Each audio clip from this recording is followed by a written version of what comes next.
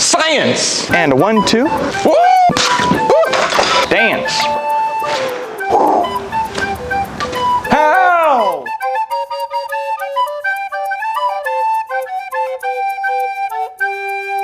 Hey kids, Professor Marbles here. We are in Kennedy Space Center and we're gonna do an experiment using liquid nitrogen with one of their scientists here. Let's go!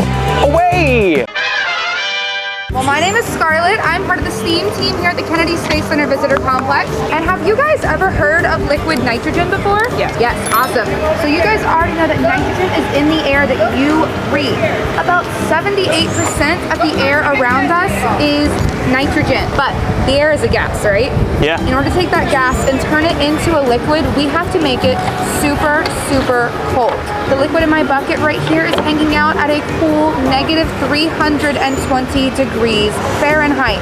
Or if any of you use Celsius, that's about negative 196 degrees Celsius. That is super, super cold. It is way colder than the coldest place on Earth. In fact, do you guys see all of that steam coming out of my bucket? Yeah. That's because as soon as anything remotely warmer than negative 320 degrees touches my nitrogen, it's going to start to boil. And that's going to be pretty much everything. Of course, I'm not just going to tell you it's boiling and not do anything to prove it. So I'm going to take, and I'm sure you all have seen a tea kettle before, and all I'm going to do is pour a little bit of my nitrogen into the tea kettle. And of course, whenever something boils inside of a kettle, it's going to make that really high-pitched whistling sound. That should be more than enough nitrogen. I'm going to see if we can hear that whistling sound. You can see how much it's No way! super, super rapidly. That's so cool. Now, when something boils, it's going through a process of change, and it's changing from being a liquid into being a gas. And pour some nitrogen into this bottle. Of course, you can see that boiling happening a little bit before that bottle crosses over.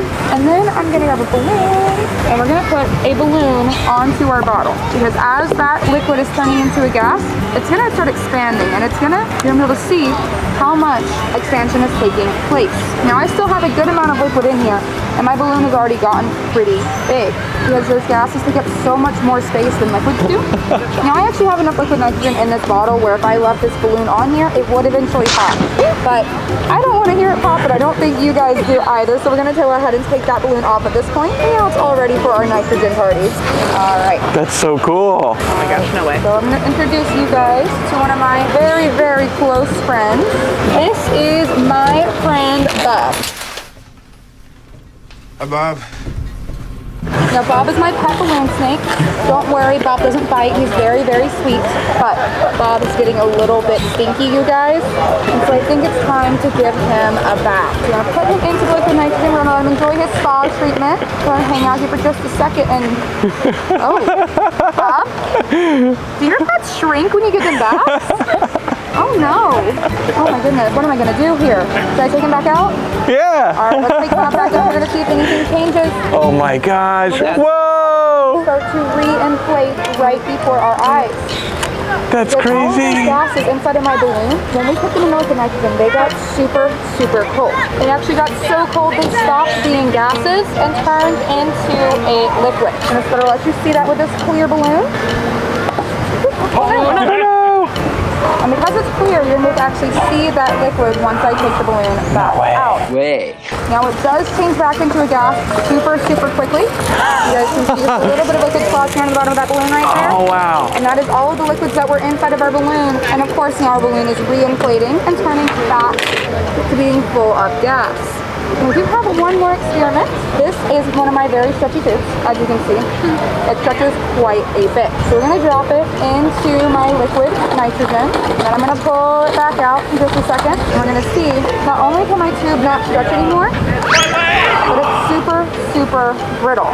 Wow. And this happened because unlike most solids where its molecules look like this, flexible solids, their molecules look more like this. They have a little bit of extra space, and that's what allows them to bend and stretch. But when we put our tube into the nitrogen, those molecules move closer together, and so then they turn into brittle solids. So we're no longer able to flex.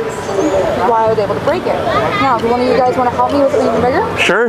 All right, I'm gonna have you go ahead and put on the gloves with safety first. And I don't know if you saw me sneak my little bouncy ball ball in here earlier, but I have sort of a racquetball, Okay. and I'm gonna have you throw it on the ground to sort of throw it away from all the other folks hanging out as hard as you can. Okay. Took it and threw it on the ground. See that thing completely shattered. Alright, well thank you guys so much for hanging Thank out you. a little bit. My name is Scarlett, part of the STEAM team. I hope you guys all have a fun-filled day of exploration here at the Kennedy Space Center Visitor Complex. Thanks, you too. Oh my gosh. Science. Science. All right, kids, thanks so much for watching. That was so cool being able to have an actual science experiment in NASA. We even got to keep part of our little rubber ball there, an awesome memento. You should super check out Kennedy Space Center. Try to make sure you can go there. Don't forget to like, comment, and subscribe, and to always look for the science around you, and we'll see you in the next experiment.